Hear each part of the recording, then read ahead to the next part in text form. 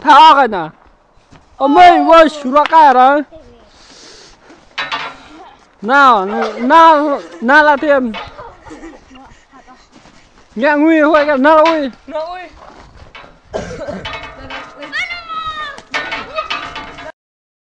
đạt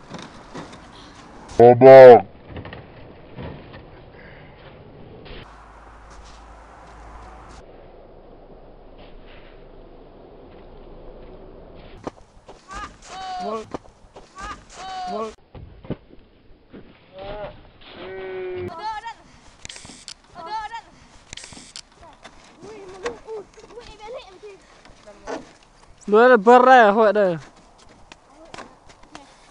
nào có cả con mày kia tay yo con mày quay na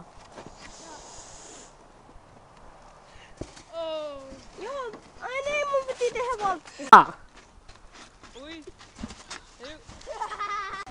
chắc phần toàn hai mà thêm nó thêm hả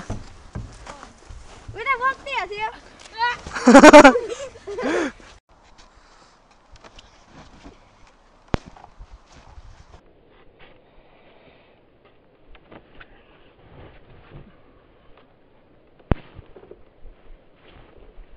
ôi ạ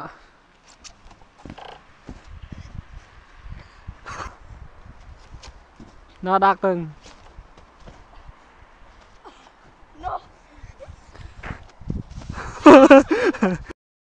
na hóa ra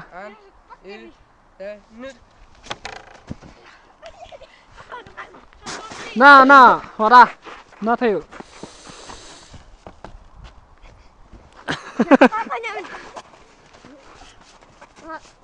na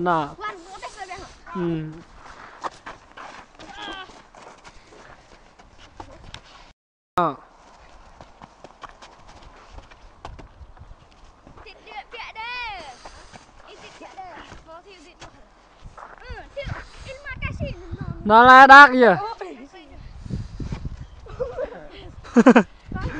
na thế à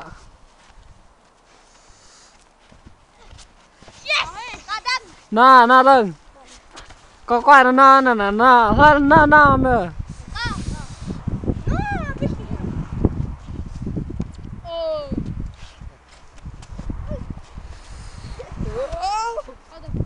na thêm